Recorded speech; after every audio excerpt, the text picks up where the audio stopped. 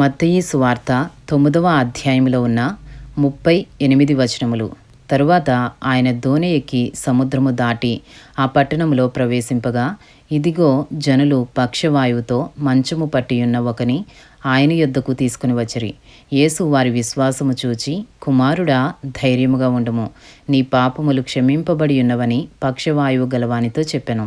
ఇదిగో శాస్త్రులలో కొందరు ఇతడు దేవదూషణ చేయుచున్నాడని తమలో తాము అనుకొనగా, యేసు వారి తలంపులు గ్రహించి, మీరెందుకు మీ హృదయములలో దురాలోచనలు చేయుచున్నారు? నీ పాపములు క్షమింపబడి ఉన్నవని చెప్పుట సులభమా? లేచి నడువమని చెప్పుట సులభమా? అయినను పాపములు క్షమించుటకు భూమి మీద మనుష్య కుమారునికి అధికారము కలదని మీరు తెలుసుకొనవలెను అని చెప్పి, ఆయన పక్షవాయువు గలవాని చూచి, నీవు లేచి నీ మంచమెత్తుకుని నీ ఇంటికి పొమ్మని చెప్పగా, వాడు లేచి తన ఇంటికి వెళ్ళెను. జనులు అది చూచి భయపడి మనుషులకిట్టి అధికారమిచ్చిన దేవుని మహిమపరచరి. మత్తయి సువార్త 9వ అధ్యాయము 9వ వచనము నుండి. యేసు అక్కడి నుండి వెలుచు సుంకపు మెట్టునొద్ద కూర్చుండియున్న మత్తయి అను ఒక మనుషుని చూచి, నన్ను వెంబడించుమని అతనితో చెప్పగా, అతడు లేచి ఆయనను వెంబడించెను. ఇంటిలో భోజనమునకు యేసు కూర్చుండియుండగా, ఇదిగో సుంకరులను పాపులను అనేకులు వచ్చి ఆయన యొద్దను ఆయన శిష్యుల యొద్దను కూర్చుండిరి. పరిసయ్యులు అది చూచి, మీ బోధకుడు సుంకరులతోనూ పాపులతోనూ కలిసి ఎందుకు భోజనము చేయుచున్నాడని ఆయన శిష్యులను అడిగిరి. ఆయన ఆ మాట విని, రోగులకే గాని ఆరోగ్యము గలవారికి వైద్యుడు అక్కరలేదు కదా, అయితే నేను పాపులను పిలువవచ్చితిని గాని నీతిమంతులను పిలువరాలేదు, గనుక కనికరమునే కోరుచున్నాను గాని బలిని కోరను అను వాక్య భావమేమిటో మీరు వెళ్ళి నేర్చుకునుడని చెప్పెను. మత్తయి సువార్త 9వ అధ్యాయము 14వ వచనము నుండి.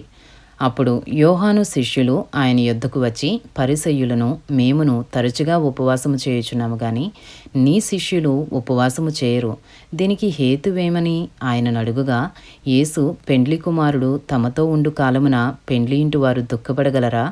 పెండ్లి కుమారుడు వారి యొద్ద నుండి కొనిపోబడు దినములు వచ్చును, అప్పుడు వారు ఉపవాసము చేతురు. ఎవడును పాత బట్టకు క్రొత్త బట్ట మాసిక వేయుడు, వేసిన ఎడల ఆ మాసిక బట్టను వెలితిపరచును, చినుగు మరీ ఎక్కువగును. మరియు పాత తిత్తులలో క్రొత్త ద్రాక్షారసము పోయరు, పోసిన ఎడల తిత్తులు పిగిలి ద్రాక్షారసము కారిపోవును, తిత్తులు పాడగును.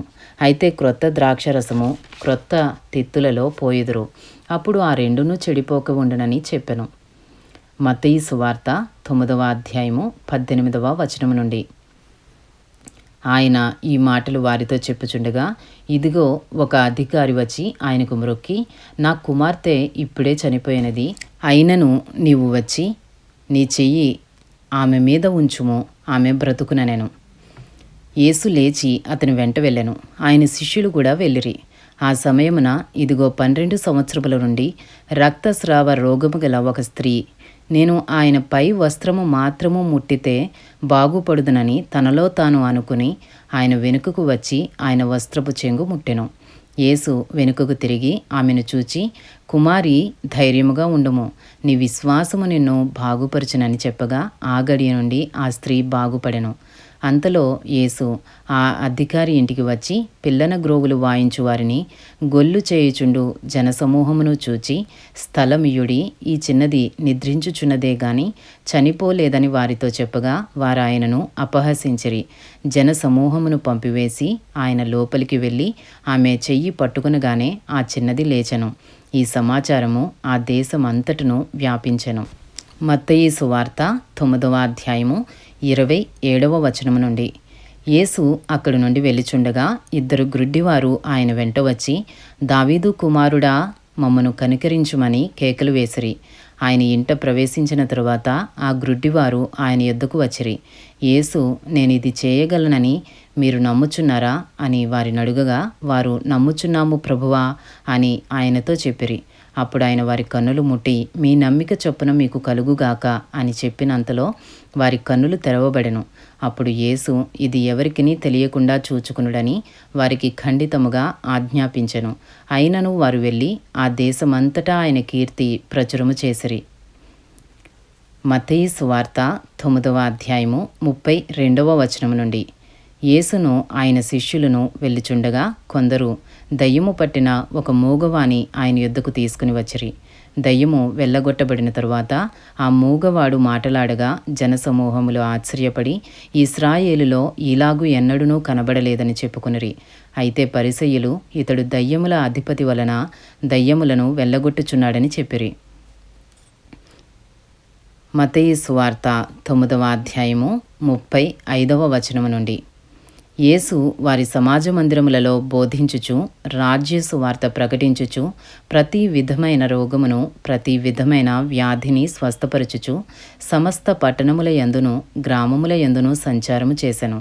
ఆయన సమూహములను చూచి వారు కాపరి లేని గొర్రెల వలె విసికి చెదరియున్నందున వారి మీద కనికరపడి, కోత విస్తారమే గాని పనివారు కొద్దిగా ఉన్నారు గనుక తన కోతకు పనివారిని పంపుమని కోత యజమానుని వేడుకొనుడని తన శిష్యులతో చెప్పెను. ఇంతటితో మత్తయి సువార్త 9వ అధ్యాయంలో ఉన్న 38 వచనములు పూర్తి చేయబడినవి.